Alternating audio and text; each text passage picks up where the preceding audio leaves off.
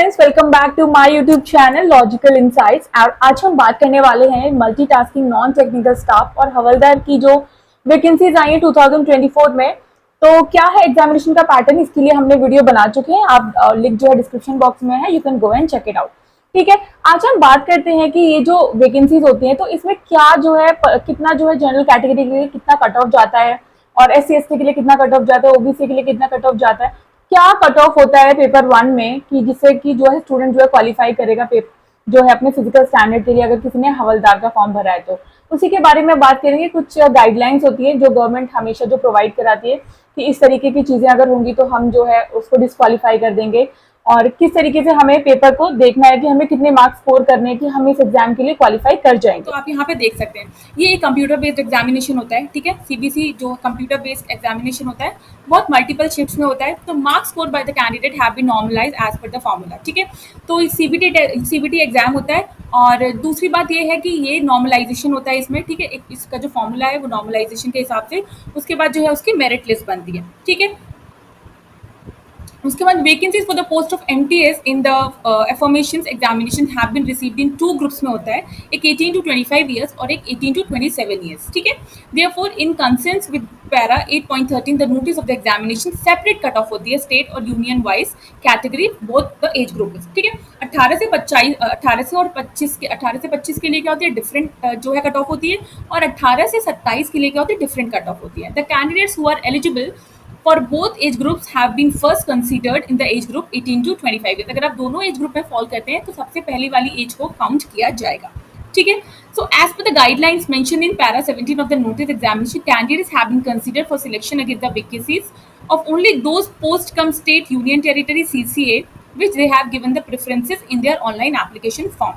ठीक है, बात कर लेते हैं कि the candidates who do not qualify in session 1, ठीक है, ऑफ कंप्यूटर बेस्ड एग्जामिनेशन में were not eligible for evaluation in session 2। ठीक है, तो अगर आप जो है इसमें जो पेपर 1 होता है जो दोनों के लिए होता है, MTS नॉन टेक्निकल और हवलदार के लिए, अगर आप इसमें क्वालिफाई नहीं करते तो आपका जो पेपर 2 होता है, सेशन 2 होता है, उसमें आपको जो है आपकी जो है कॉपी को चेक नहीं किया जाएगा। यहाँ पे साफ साफ इन्होंने लिखा हुआ है, you are not eligible for evaluation of Session 2. Minimum qualifying marks in Session 1 and as well as in Session 2 of computer based examination are follows। ठीक है, तो जितने नंबर का पेपर है उसका आपको जनरल है अगर आप तो आपको 30% मार्क्स लाने ही होंगे।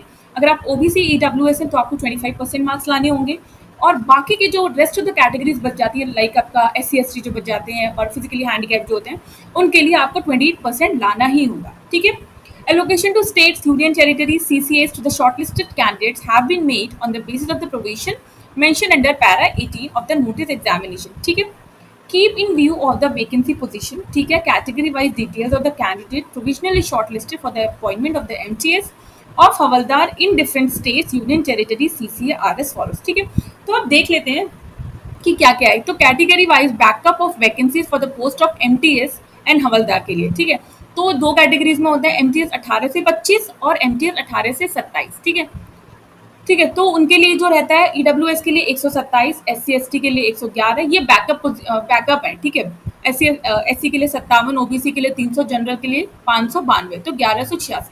ठीक है, ये कैटेगरी वाइज ब्रेकअप है वैकेंसीज का। अब बात कर लेते हैं कि कैंडिडेट्स क्वालिफाइड फॉर द, ये 2023 के हैं, जिन कैंडिडेट्स ने क्वालिफाई किया था उनके नंबर्स दे रखे हैं यहाँ पे। ठीक है, तो हम अब बात करते हैं candidates qualified for the post of havildar. ठीक है, तो कैंडिडेट्स जो क्वालिफाई किया था, ठीक है, EWS में 38, 58, 41, 86, 177 जनरल। ठीक है, इतने कैंडिडेट्स थे जिन्होंने क्वालिफाई किया था।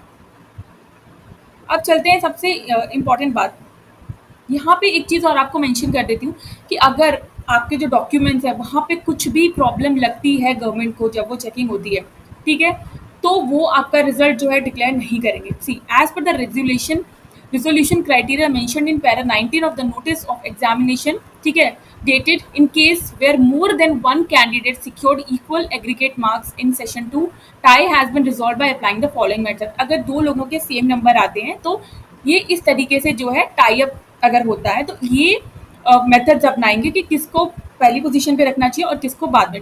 Marks in general awareness of session 2 count किया जाएगा, किसके ज़्यादा है। Total normalization marks in session 1 में किसके ज़्यादा है, date of birth that is the candidate older in age gets preferences, ठीक है, ओल्डर एज के बंदे को जो है ज़्यादा प्रेफरेंस दी जाएगी, और alphabetical order of the name. तो ये 4 चीज़ें हैं, अगर 2 बंदों में टाई अप होता है तो इस तरीके से वो इस प्रॉब्लम्स का सोल्यूशन निकाल के पोजीशन को जो है सिक्योर करेंगे, ठीक है। उसमें क्या हुआ था कि result of 57 candidates, 46 for MTS and 11 for havaldar has been kept withheld due to suspected malpractice for further scrutiny।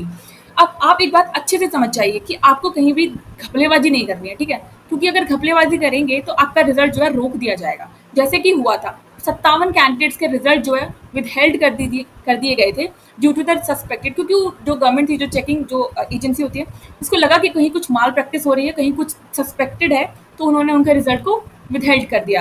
Like roll number of 57 candidates, ये जो कैंडिडेट्स थे इनका रिजल्ट जो है विदहेल्ड कर दिया। तो आपको जो है सब कुछ जो है ट्रांसपेरेंसी के साथ करना है। अगर आप सच में एक अच्छी जॉब पाना चाहते हैं, मतलब आप जॉब करना चाहते हैं, स्टेबल जॉब करना चाहते हैं, तो ये एक बहुत अच्छा मौका है। तो पर आपको वहाँ पे एकदम ईमानदार रहना है अपनी जॉब के लिए, वहाँ पे कुछ भी घपलेबाजी करने से कुछ भी नहीं होने वाला है, ठीक है।